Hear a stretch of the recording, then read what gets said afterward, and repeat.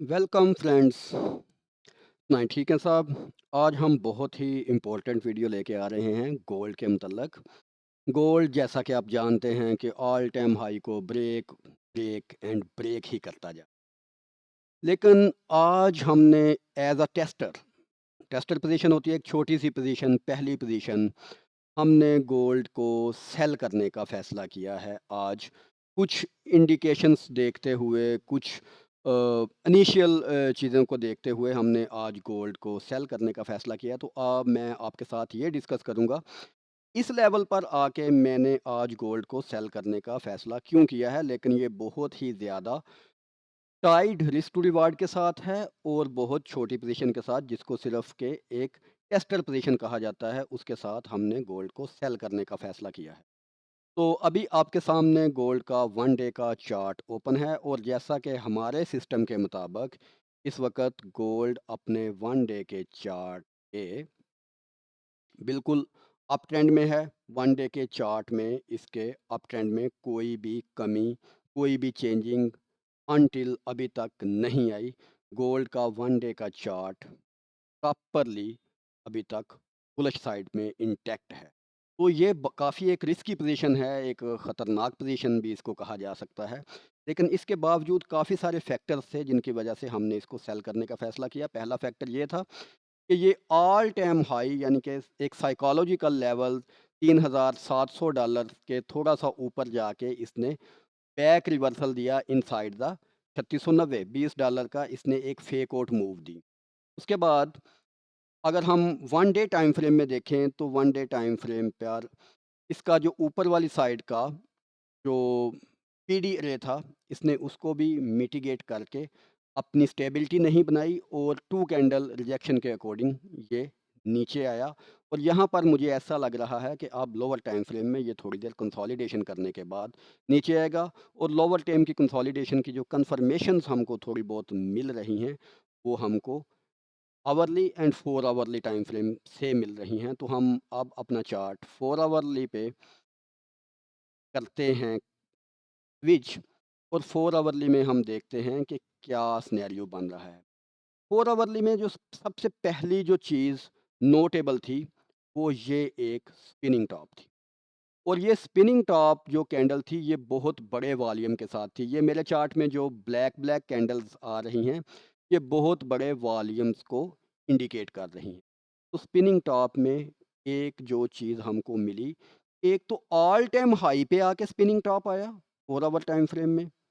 और उसके बाद ऑल टाइम हाई पे स्पिनिंग टॉप आने के बाद बहुत बड़ा वॉल्यूम आया इस स्पिनिंग टॉप में। तो ये एक इनिशियल रिवर्सल साइन हो सकता है।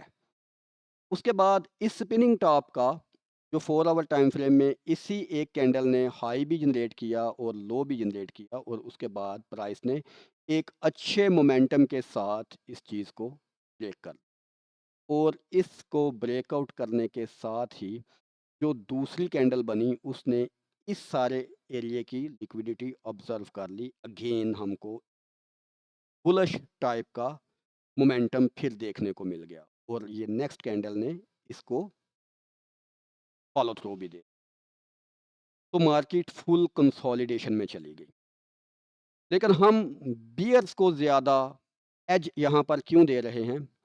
क्योंकि इस सारे एरिया में ये वाला जो एरिया था, अभी मार्केट अपने करंटली कंसोलिडेशन एरिया में है, जिसको कि हम एफ पी ए एरिया कहते हैं, फेयर वैल्यू एरिया कहते हैं। तो अभी प्राइस उस एरिया में है, और उस एरिया में एक ही ऐसा बड़ा रिजेक्टर या बम्प ऑन द रोड, ये वाला एरिया है, जो कि इस प्राइस को यहाँ पर रेसिस्टेंस दे सकता है। तो अभी प्राइस जब 86 3687 के एरिया पे पहुंचेगी, तो अगर हमको यहाँ पर एक रिजेक्शन नज़र आती है, तो ये इटसेल्फ एक कंफर्मेशन होगी कि यहाँ पर जो बियर्स हैं, अब वो स्ट्रांग हैं। इनिशियल सिग्नल हमको मिला पिनिंग टॉप के साथ, दूसरा उसकी कंफर्मेशन हुई स्ट्रक्चर ब्रेक होने के साथ, और स्ट्रक्चर ब्रेक होने के बाद इस पूरी स्विंग में एक ही ऐसा एरिया था जो कि इस प्राइस को ऊपर जाने से रोक सकता है, और वो ये वाला एरिया है 4 आवर टाइम फ्रेम में।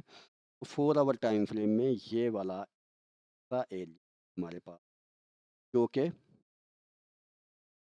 हमको यहाँ से प्राइस की एक अच्छी रिजेक्शन दे।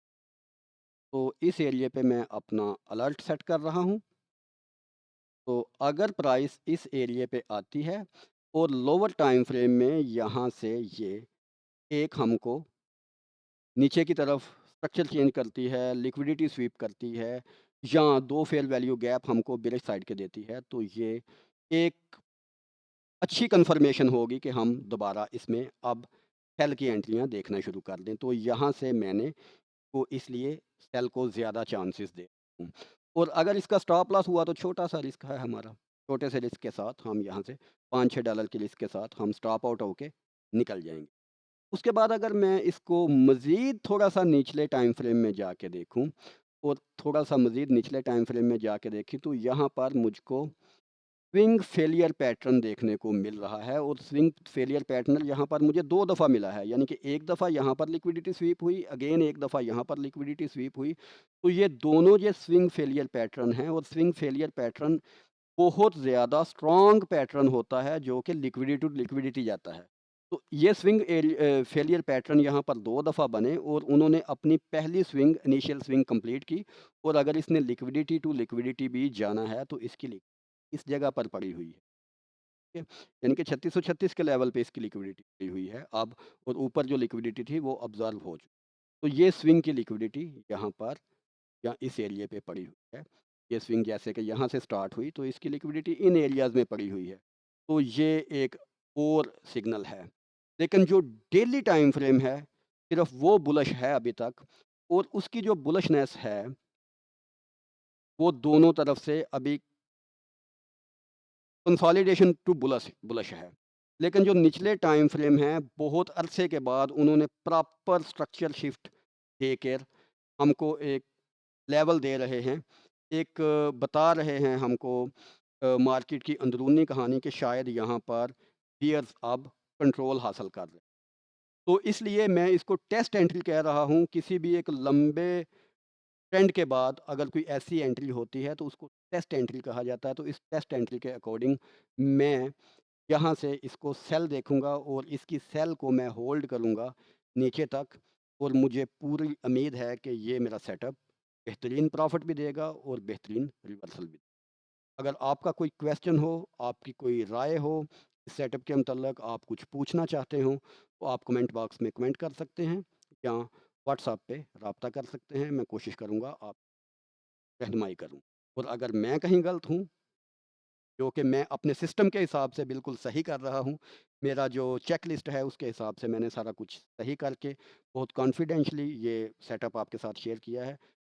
तो इसकी प्रोबेबिलिटी क्या है? इसकी प्रोबेबिलिटी 50-50, लेकिन 50-50 में मैं 51% इसकी प्रोबेबिलिटी ईयर्स की तरफ एज दूँगा। तो होप सो वीडियो पसंद आई होगी। Watching, keep learning, keep earning. Thank you.